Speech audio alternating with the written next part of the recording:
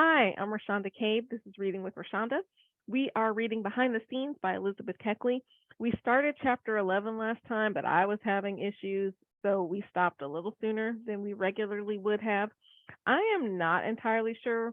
Actually, I'm pretty sure we're not going to make it through chapter 11. Chapter 11 is pretty hefty.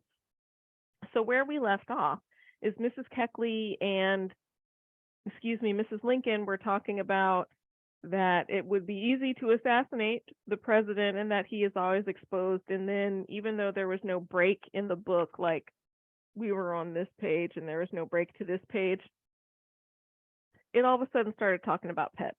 So we stopped there. That's where we will pick up. Mr. Lincoln was fond of pets. He had two goats that he.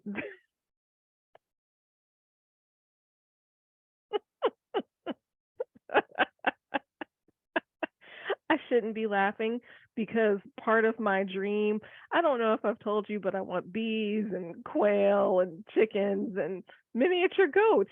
I do. I just wasn't expecting to see that the president had two goats. Although I suppose it was not uncommon to see goats and other farm animals on the White House lawn. I watched a really interesting show about building a goat enclosure once. I'll stop there. I was going to get way, way off track. We're going to read this book. Mr. Lincoln was fond of pets. He had two goats that knew the sound of his voice, and when he called them, they would come bounding to his side. In the warm, bright days, he and Tad would sometimes play in the yard with these goats for an hour at a time. One Saturday afternoon, I went to the White House to dress Mrs. Lincoln. I had nearly completed my task when the president came in. It was a bright day, and walking to the window, he looked down into the yard, smiled, and turning to me, asked, "Madam Elizabeth, you are fond of pets, are you not?" "Oh, yes, sir," I answered. "Well, come here and look at my two goats. I believe they are the kindest and best goats in the world. See how they sniff the clear air and skip and play in the sunshine. Whew, what a jump!" he exclaimed as one of the goats made a lofty spring. "Madam Elizabeth, did you ever before see such an active goat?" Musing a moment, he continued, "He feeds on my bounty and jumps with joy. Do you think we could call him a bounty jumper? But I flatter the bounty jumper. My goat is far above him." I thought he was talking about his goat.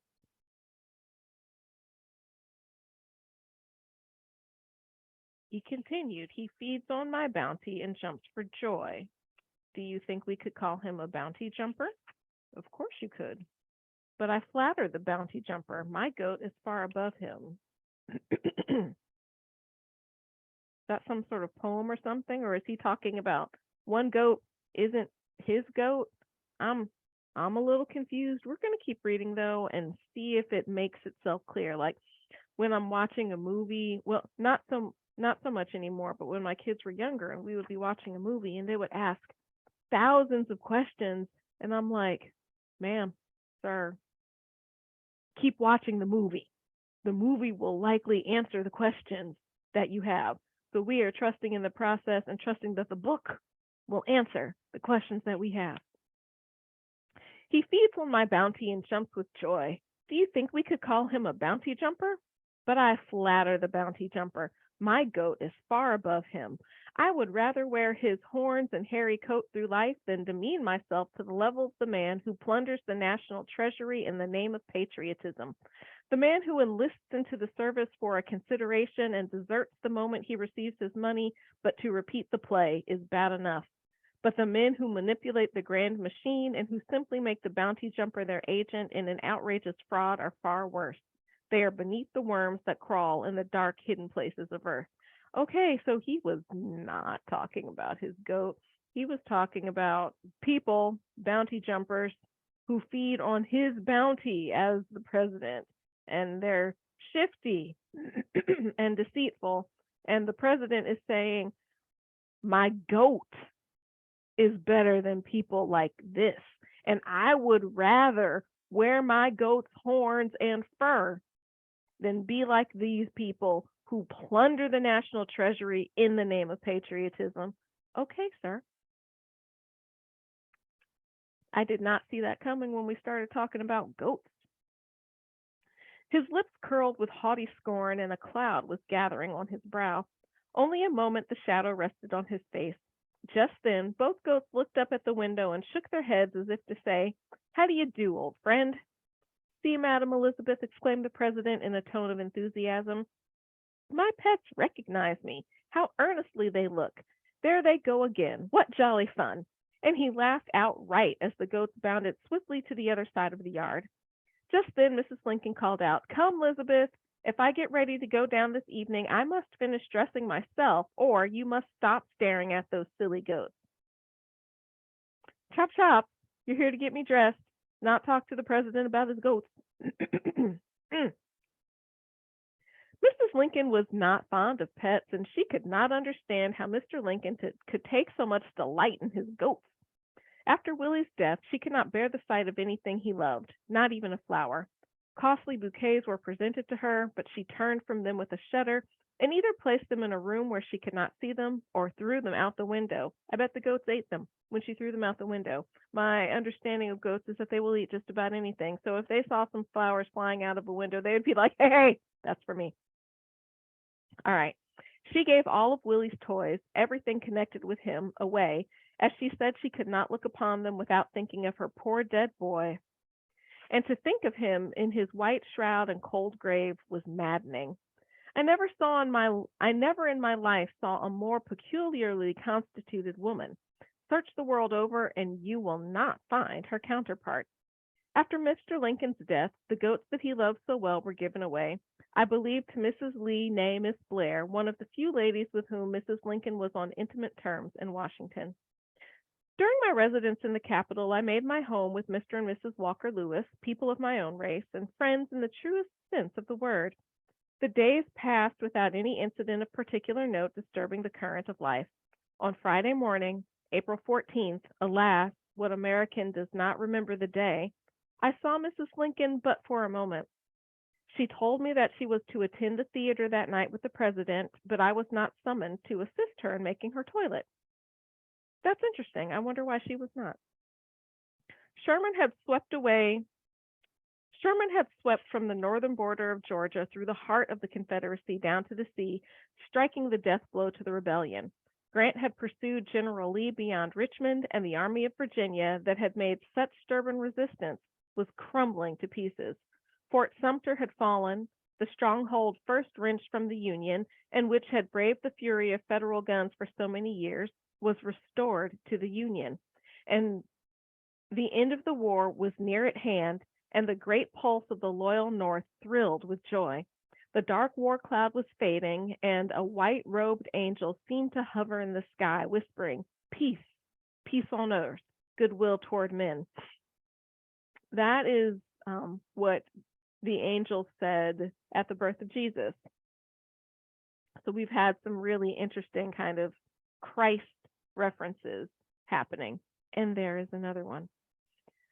Sons, brothers, fathers, friends, sweethearts were coming home. Soon the white tents would be folded, the volunteer army be disbanded, and tranquility again reign. Happy, happy day. Happy at least to those who fought under the banner of the Union. There was great rejoicing throughout the North. From the Atlantic to the Pacific, flags were gaily thrown to the breeze, and at night every city blazed with its tens of thousands lights. But scarcely had the fireworks ceased to play and the lights been taken down from the windows when the lightning flashed the most appalling news over the magnetic wires. "The president has been murdered," spoke the swift-winged messenger, and the loud huzzah died upon the lips. A nation suddenly paused in the midst of festivity and stood paralyzed with horror, transfixed with awe. Oh, memorable day! Oh, memorable night! Never before was joy so violently contrasted with sorrow. At 11 o'clock at night, I was awakened by an old friend and neighbor, Miss M. Brown, with the startling intelligence that the entire cabinet had been assassinated and Mr. Lincoln shot, but not mortally wounded. That the entire cabinet had been assassinated. Rumors, y'all. When I heard the words, I felt as if the blood had been frozen in my veins and that my lungs must collapse for the want of air. Mr. Lincoln shot? The cabinet assassinated? What could it mean? The streets were alive with wondering, awe-stricken people. Rumors flew thick and fast, and the wildest reports came with every new arrival. The words were repeated with blanched cheeks and quivering lips. I waked Miss I waked. I waked Mr. and Miss my nephew when he was 4, which was like 20 years ago. I was taking him to school one day and we were in the car and I asked him how he had slept the night before. And he said, I waked up late. And I was like, oh, you mean you woke up late? And he was like, no, I waked up late. And I was like, the word you're looking for is woke. And he said, woke a few times. Woke? And he was like, that's not a word. Anyway, um, she waked up. I waked up Mr. and Mrs. Lewis and told them that the president was shot and that I must go to the White House. I could not remain in a state of uncertainty. I felt that the house would not hold me. They tried to quiet me, but gentle words could not calm the wild tempest. They quickly dressed themselves, and we sallied out into the street to drift with the excited throng. We walked rapidly towards the White House, and on our way passed the residence of Secretary Seward, which was surrounded by armed soldiers, keeping back all intruders with the point of the bayonet. We hurried on, and as we approached the White House, saw that it too was surrounded with soldiers. Every entrance was strongly guarded, and no one was permitted to pass. The guard at the gate told us that Mr. Lincoln had not been brought home, but refused to give any other information. More excited than ever, we wandered down the street. Grief and anxiety were making me weak, and as I joined the outskirts of a large crowd, I began to feel as meek and humble as a penitent child. A gray-haired old man was passing. I caught a glimpse of his face, and it seemed so full of kindness and sorrow that I gently touched his arm and imploringly asked, will you please, sir, to tell me whether Mr. Lincoln is dead or not? Not dead, he replied, but dying. God help us. And with a heavy step, he passed on. Not dead, but dying. Then indeed, God help us.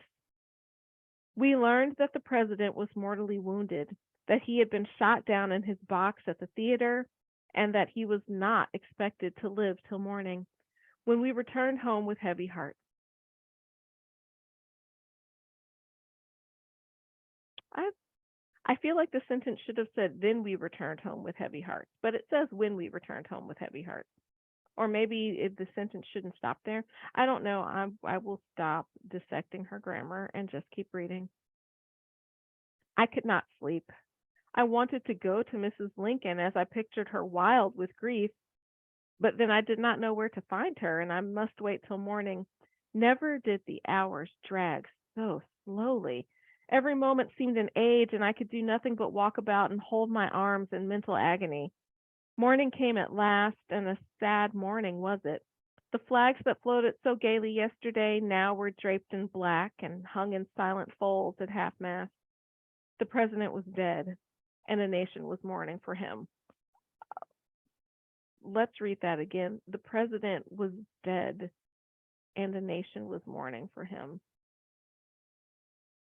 I can't. Like, what do you do when your president dies? Okay, there's something in my hair. What do you do when the president dies? That's not happened in my lifetime, and I pray that it doesn't.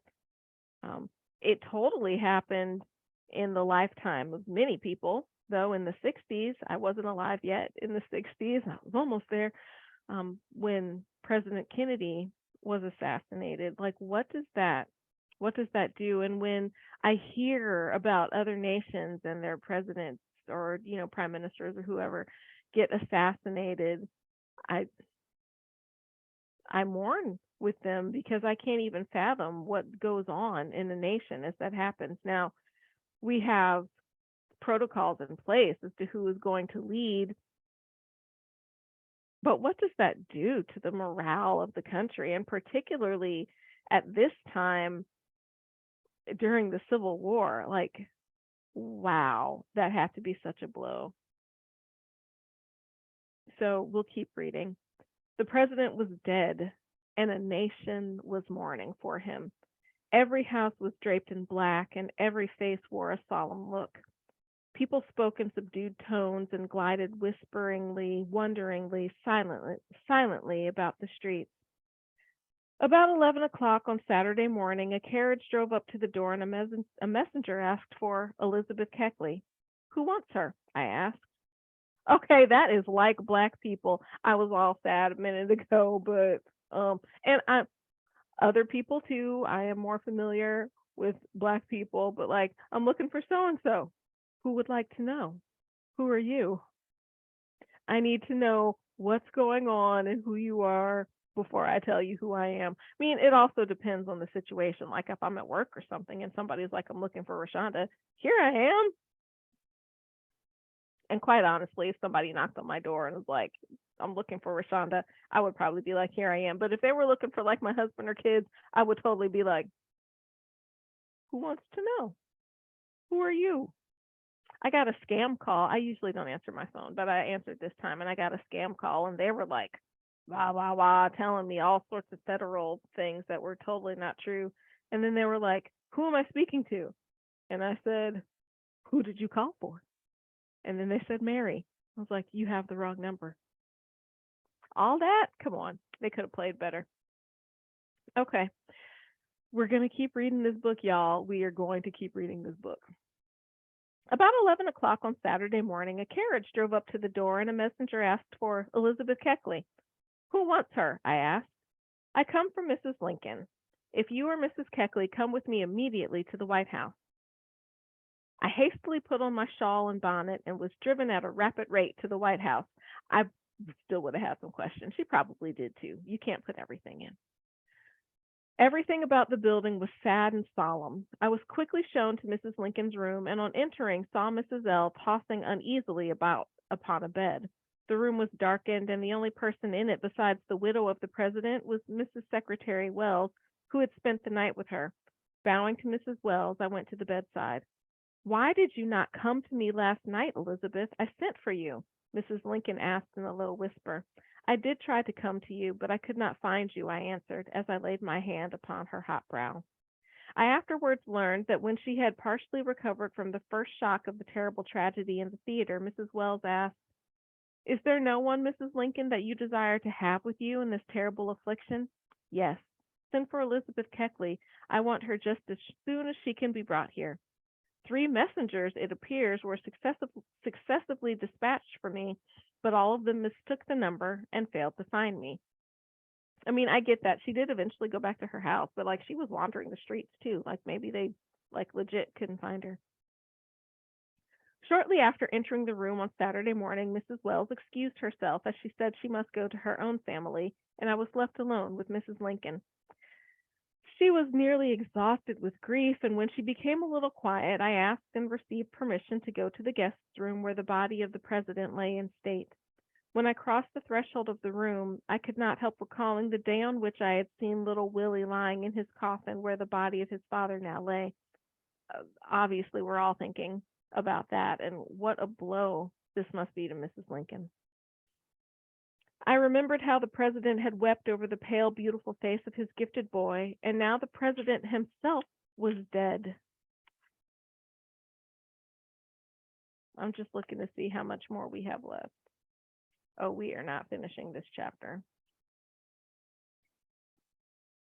The last time I saw him, he spoke kindly to me, but alas, the lips would never move again. The light had faded from his eyes, and when the light went out, the soul went with it. What a noble soul was his, noble in all the noble attributes of God.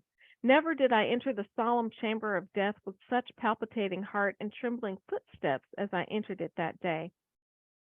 No common mortal had died. The Moses of my people had fallen in the hour of his triumph.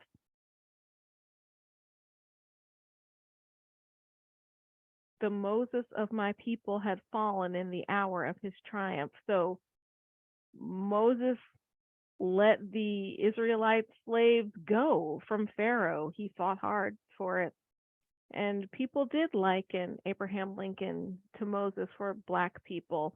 And at this point, Elizabeth Keckley is aligning herself with enslaved and freed and free Black people and putting all of us together in a way that she really hadn't previously in this text. Like she's like, oh, those newly freed people are different from me because I've been freed for a long time, or enslaved people are different from me because I am freed.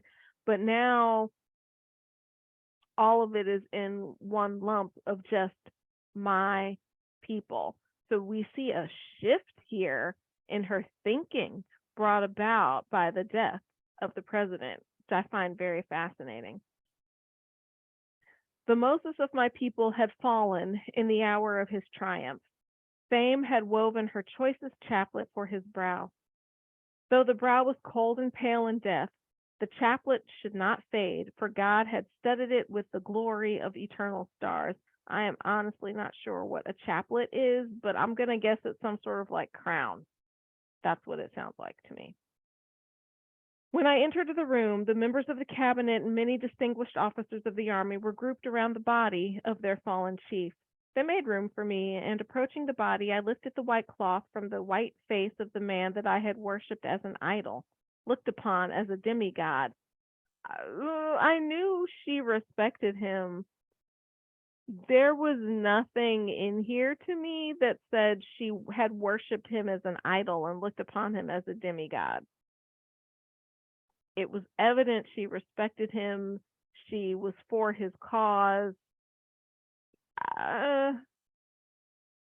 didn't get idolizing in what we read. Now I'm going to have to rethink that and see if I get that. Although I will say, even though I don't want to conflate today's culture and mores with those of 1868, I mean, we idolize all kinds of people all the time, and it doesn't necessarily reflect in how we talk about them. I remember very distinctly when some authors have died that I really liked, and I had moments, like real moments, that helped me see they meant more to me than I even understood. And when I realized that, that was very impactful. I wonder if something similar is happening to her here. Notwithstanding the violence of the death of the president, there was something beautiful as well as grandly solemn in the expression of the placid face. There lurked the sweetness and gentleness of childhood and the stately grandeur of godlike intellect. I gazed long at the face and turned away with tears in my eyes and a choking sensation in my throat. Ah, never was a man so widely mourned before. The whole world bowed their heads in grief when Abraham Lincoln died. I think that's a good place to stop.